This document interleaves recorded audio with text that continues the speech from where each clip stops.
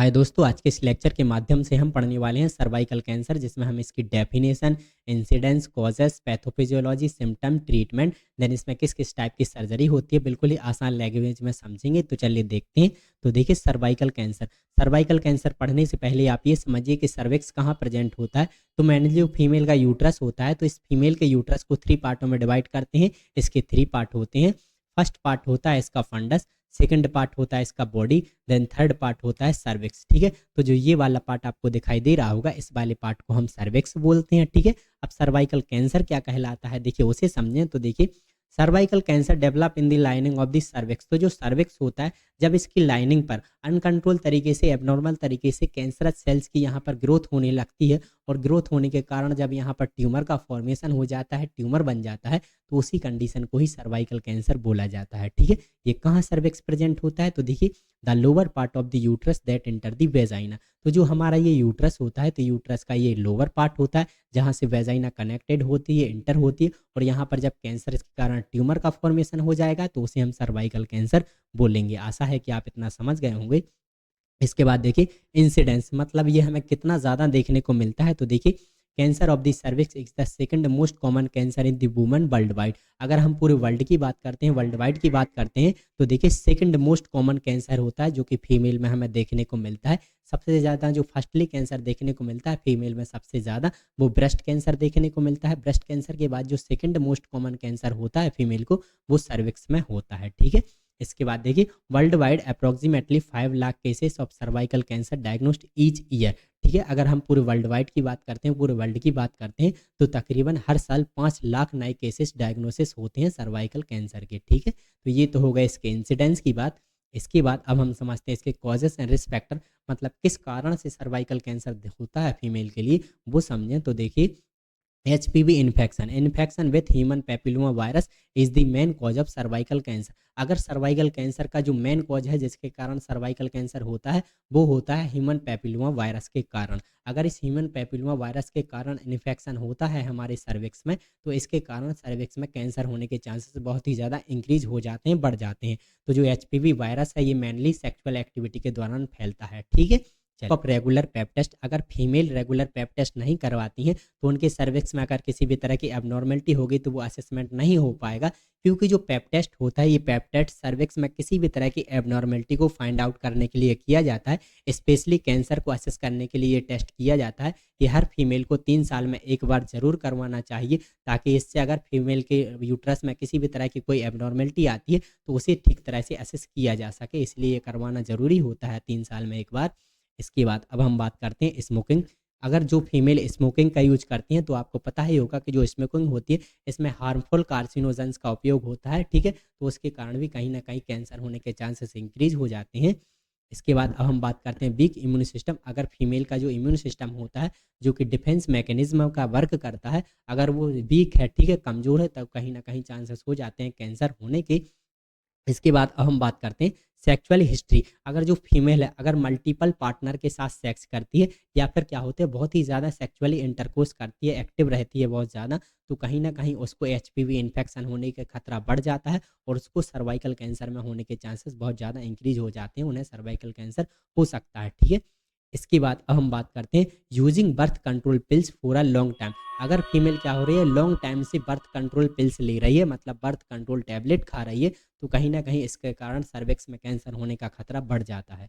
ठीक है, इसके कारण हैविंग मैनी चिल्ड्रन, अगर क्या हो फीमेल ने बहुत सारे बच्चों को जन्म दिया है, तो कहीं ना कहीं ये भी क्या कर सकता है, जो यूट्रस होता है, मतलब जो सर्विक्स होता है, उसके कारण कहीं ना कहीं सर्विक्स में कैंसर होने के चांसेस इंक्रीज हो जाते हैं। ठीक है, इसके बाद पुअर हाइजीन, अगर प्रॉपर तरीके से साफ सफाई का ध्यान ना रखा जाए, क्लीन ना रखा जाए, ठीक है, और सर्विक्स की जो एरिया होती है, मतलब जो पेरेनियल एरिया होती है, अगर उसे प्रॉपर तरीके से क्लीन नहीं रखती, तो कहीं ना कहीं चांसेस हो जाते हैं सर्वाइकल कैंसर होने के। तो ये कुछ कॉजेस एंड रिस्क फैक्टर होते हैं जिसके कारण सर्वाइकल कैंसर हो सकता है। ठीक है, इसके बाद अब हम बात करते हैं सर्वाइकल कैंसर के स्टेजिंग को। जिसकी स्टेजिंग होती है, स्टेज में होता है देखिए, स्टेज जीरो या जीरो स्टेज या ओ स्टेज, इसमें क्या होता है देखिए, cancer cells are confirm to the lining of the cervix. तो जो जीरो स्टेज होती है, इसमें ये कन्फर्म होता है कि जो सर्विक्स होता है, इसकी लाइनिंग पर कैंसर है।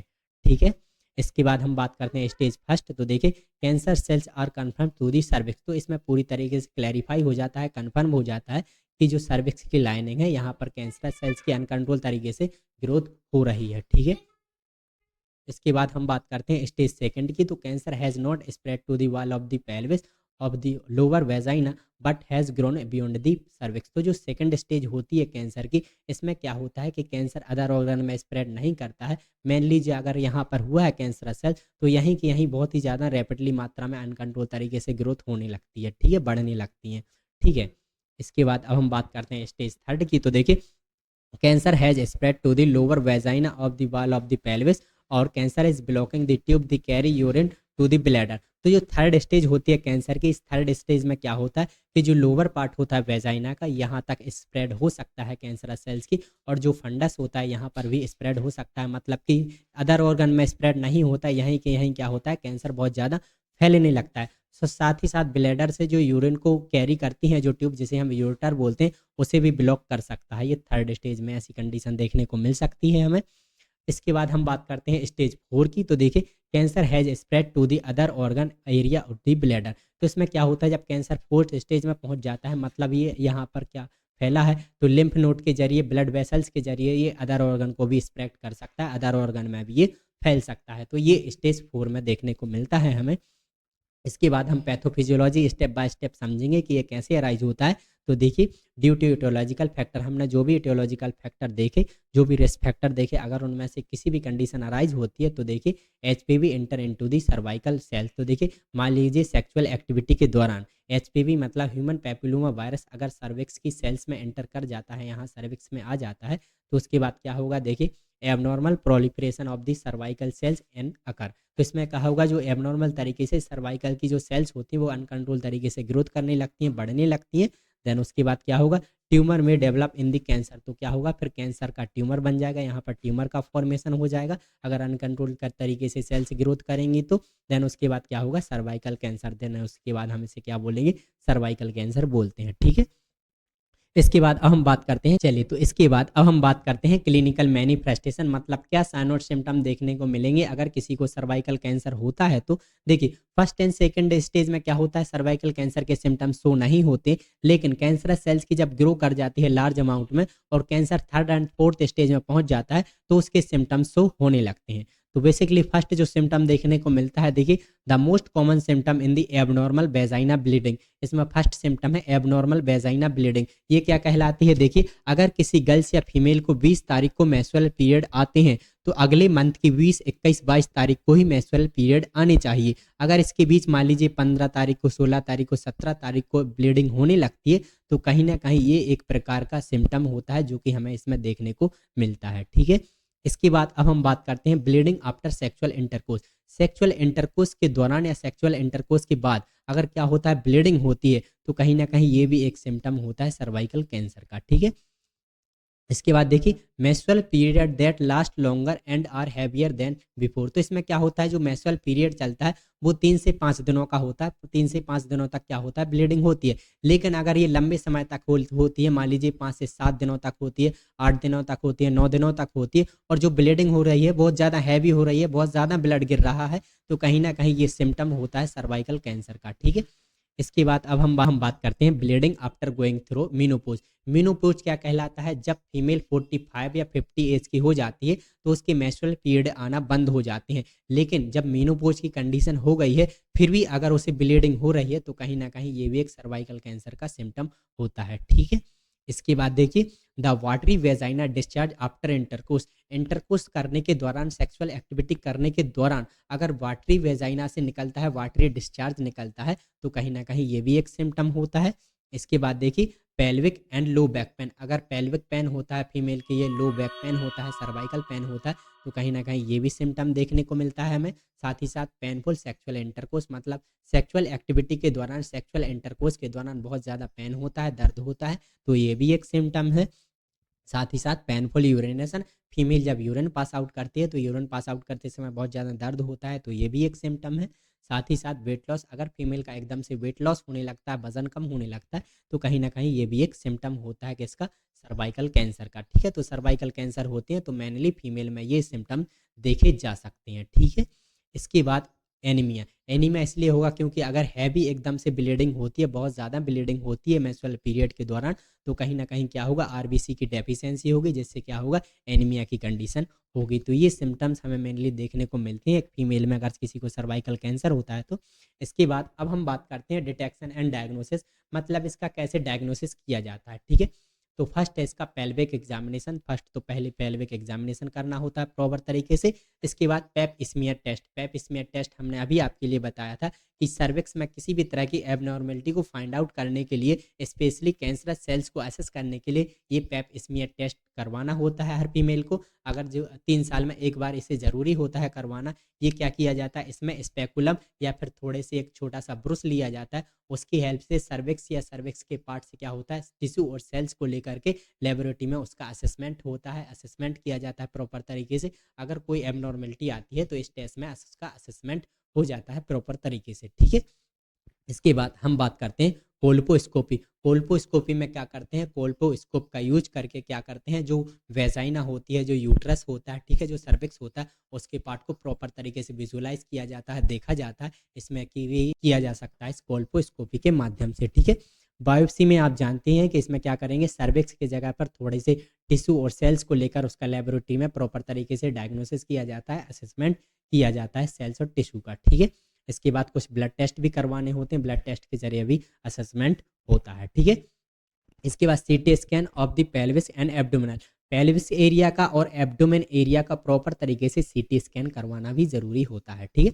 इसके बाद cystoscopy and proctoscopy to detect metastasis to the bladder और कोलन। तो इसमें ये असेस किया जाता है कहीं मेटास्टेसिस के जरिए ब्लैडर में और कोलन में कैंसर तो नहीं हो गया है, उसे डिटेक्ट करने के लिए क्या किया जाता है, साइटोस्कोपी की जाती है। साइटोस्कोपी में साइटोस्कोप का यूज किया जाता है, जिसमें ब्लैडर को आइडेंटिफाई किया जाता है, असेसमेंट किया जाता है। इसमें भी कैमरा और लाइट लगी हुई होती है, ठीक है? इसमें प्रोक्टोस्कोप का यूज करके प्रोक्टोस्कोपी की जाती है और उसका असेसमेंट किया जाता है, ताकि जो कोलोन होता है उसे प्रॉपर तरीके से असेसमेंट किया जा सके कि कोलोन में कहीं कैंसर सेल्स की ग्रोथ तो नहीं होने लगी, ठीक है, उसे डिटेक्ट करने के लिए।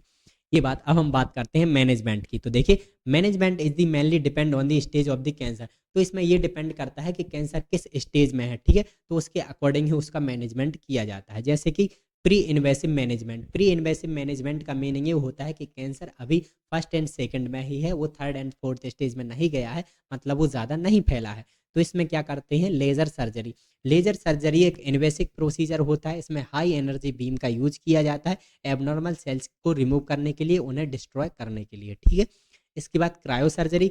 Cryo surgery first and second stage में बहुत ही ज़्यादा हेल्पफुल होती है। इसमें एक्सट्रीम कोल्ड टेम्परेचर का यूज किया जाता है। इसमें लिक्विड नाइट्रोजन और कार्बन डाइऑक्साइड का यूज करके एक्सट्रीम कोल्ड टेम्परेचर का यूज किया जाता है और एबनॉर्मल सेल्स की ग्रोथ को कम किया जाता है, उन्हें फ्रीज कर दिया जाता है, ठीक है? तो ये क्रायो सर्जरी कहलाती है। इसके बाद अब हम बात करते हैं invasive cervical cancer management. Invasive cervical cancer management का मतलब ये होता है कि कैंसर अभी थर्ड एंड फोर्थ स्टेज में पहुंच चुका है, ठीक है, मतलब उसका सर्जरी की नीड हो चुकी है। तो इसमें कौन कौन सी सर्जरी करवाई जाती है, देखिए, रेडिकल ट्रेकेलेक्टमी। रेडिकल ट्रेकेलेक्टमी में क्या करते हैं, इसमें cervix, upper part of vagina और नियर बाय सराउंडिंग टिश्यू को रिमूव किया जाता है। इसमें यूट्रस को प्रॉपर प्रिजर्व किया जाता है, ताकि फ्यूचर में प्रेगनेंसी भी पॉसिबल हो सके, इसलिए यूट्रस को प्रॉपर प्रिजर्व किया जाता है, ठीक है? इसके बाद हम बात करते हैं टोटल हिस्टेरेक्टमी। टोटल हिस्टेरेक्टमी का मीनिंग ये होता है कि इसमें यूट्रस सर्विक्स को पूरी तरीके से रिमूव कर देते हैं, यूट्रस को और सर्विक्स को पूरी तरीके से रिमूव कर दिया जाता है। बस इसमें ओवरी और फैलोपियन ट्यूब को नहीं निकाला जाता। वो इसलिए नहीं निकाला जाता, अगर ओवरी और फैलोपियन ट्यूब में कैंसर स्प्रेड नहीं हुआ है, वो एकदम नॉर्मल है, तो उसने छोड़ दिया जाता है। अगर उसमें भी कैंसर सेल्स की अगर ग्रो कर गई है, ठीक है, वो अफेक्ट हो गई हैं, तो उसे भी रिमूव कर देती हैं, ठीक है? डिपेंड ये करता है कि वो अफेक्ट हुई हैं या नहीं हुई, ठीक है? इसके बाद अब हम बात करते हैं रेडिकल हिस्टेरेक्टमी। रेडिकल हिस्टेरेक्टमी में यूट्रस, सर्विक्स और अपर पार्ट ऑफ वेजाइना का हम रिमूव कर देते हैं। इसमें यूट्रस का थोड़ा सा ही पार्ट रिमूव करते हैं और लिम्फ नोड को भी इसमें हम रिमूव करते हैं, ठीक है? चलिए, इसके बाद अब हम बात करते हैं रेडिएशन थेरेपी। रेडिएशन थेरेपी में आपको पता ही होगा कि हाई रेडिएशन का यूज करके कैंसरस सेल्स की ग्रोथ को कम किया जाता है, ठीक है? कीमोथेरेपी, कीमोथेरेपी आपको पता ही होगा कि कीमोथेरेपी में हम ड्रग्स का यूज़ करके कैंसरस सेल्स की ग्रोथ को कम करते हैं, ठीक है? जो कैंसर सेल्स के डीएनए होते हैं, उनका फ्यूज़ किया जाता है, उन्हें कम किया जाता है, ताकि कैंसरस सेल्स की ग्रोथ कम हो सके और वो डिस्ट्रॉय हो सके। तो हम इसमें ड्रग्स का यूज़ करते हैं। तो thank you for watching my video. अगर इस वीडियो की आपको पीडीएफ चाहिए तो आप कमेंट में बोल सकते हैं। Thank you for watching my video.